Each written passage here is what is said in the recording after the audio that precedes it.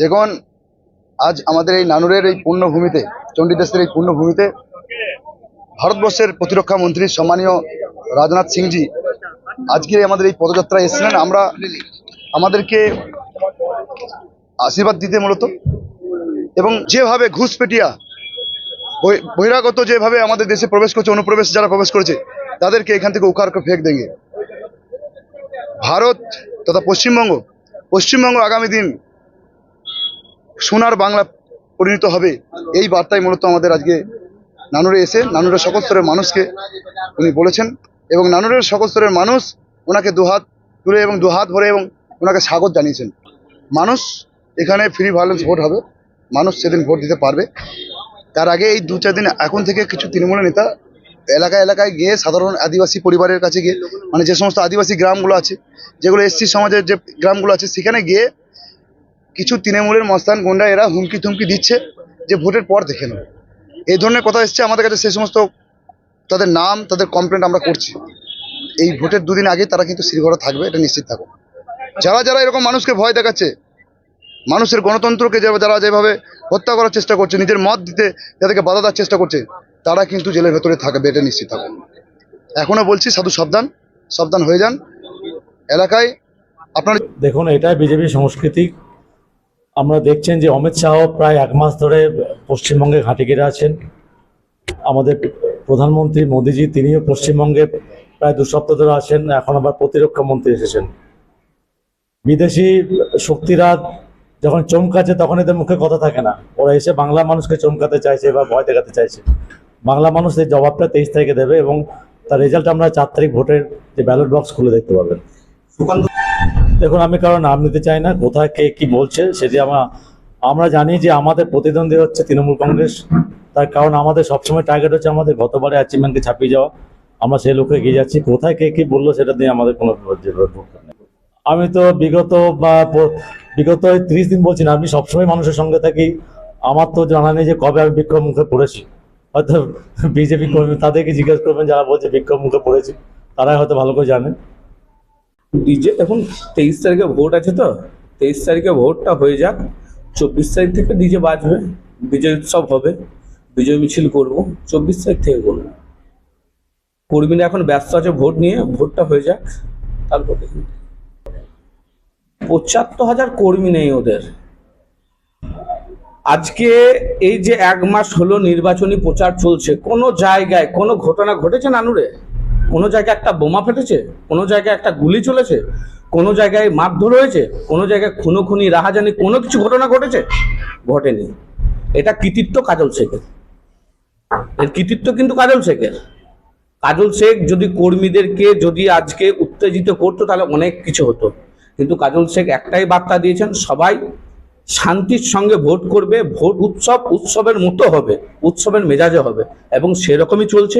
আমি আশা রাখছি আর 2-3 দিন যেটা আছে শান্তিভাবেই ভোট হবে, মানুষ নিজের ভোট নিজে দেবে, লাইনে দাঁড়িয়ে দেবে। আমরা বাধা দিয়েছি, এরা অনেক কিছু বলবে। আমি তো আপনাকে বললাম, যখন 23 তারিখে যখন ওরা নির্বাচনী যে এজেন্ট, বুথ এজেন্ট যখন দিতে পারবে না, তখন ওরা বলবে যে আমরা বাধা দিয়েছি। এইটা সংগঠনটা ওদেরকে তৈরি করতে হতো। 1 মাসের পার্টি 1 মাসে আসবে, 1 মাসে মনে করবে লোককে ডাকবো, সংগঠন তৈরি করবো, মানুষকে ডাকবো, 200-500 টাকা দেবো, 2 বোতল 1 বোতল মদ খাই দেবো, আর মানুষ চলে আসবে। মানুষ অত বোকা নয়। মানুষ জানে যে কার সঙ্গে থাকতে হবে, কার কাছে থাকলে আমার উন্নয়নটা হবে, এটা মানুষ জানে। কাজল শেখ এরকম বহু কাজল শেখ তৈরি করে দিয়েছে। আমি তো একটাই কথা আপনাদেরকে বললাম যে এখানে আমি নেতাও নয়, আমি কিছুই নয়। কাজল শেখ আমাকে বলেছে তুই শুধু দাঁড়িয়ে থাক, তুই দাঁড়িয়ে থাকা মানে জানবে হ্যাঁ কাজল শেখ আছে। এরকম বহুজন আছে। আমার জায়গায় যাকে দাঁড় করে দেবে কাজল শেখের নামটা থাকলেই হবে। নানুরের বুকে কাজল শেখ একটা ব্রান্ড, কাজল শেখের নাম নিলেই হবে, তাহলেই হবে, আর কিছু দরকার নেই। তিনি বললেন যে গ্রামগুলিতে কার্যত পিছিয়ে পড়বে ভোটে, সেগুলিতে বেশি করে ডিজে বাজছে। সেই জায়গায় কর্মীদেরকে একটু বেশি করে উজ্জীবিত করতে হবে আমাদের, ওই জন্য বললেন উনি।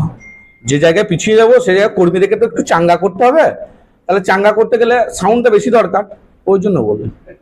बंगाल में इस समय कई सार्वजनिक सभाओं को संबोधित करने के बाद और कई रोड शो करने के बाद मैं इस नतीजे पर पहुंचा हूं। और मैं ही नहीं बल्कि हर प्रबुद्ध नागरिक यह मानता है कि इस बार पश्चिमी बंगाल में भारतीय जनता पार्टी की सरकार बनने जा रही है। क्लियर मेजॉरिटी के साथ हमारी सरकार बनने जा रही है। पूरे पश्चिमी बंगाल में है दहशत, जुल्म और अत्याचार का एक माहौल लगातार 15 वर्षों तक रहा।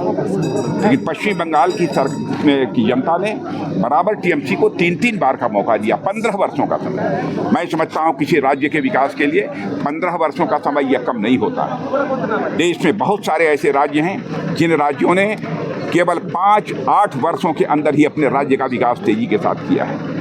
पहले इस पश्चिमी बंगाल का कंट्रीब्यूशन, योगदान जो देश की अर्थव्यवस्था में जो 10% हुआ करता था, टीएमसी के आने के बाद वो घटकर 5% तक पहुंच गया है। ऐसे हालात हो गए हैं। लोग यहाँ भय और दहशत के माहौल में अपनी किसी तरीके से जिंदगी गुजार रहे हैं। इसलिए मैं पश्चिम बंगाल की जनता से अपील करना चाहता हूँ, इस बार परिवर्तन होना चाहिए।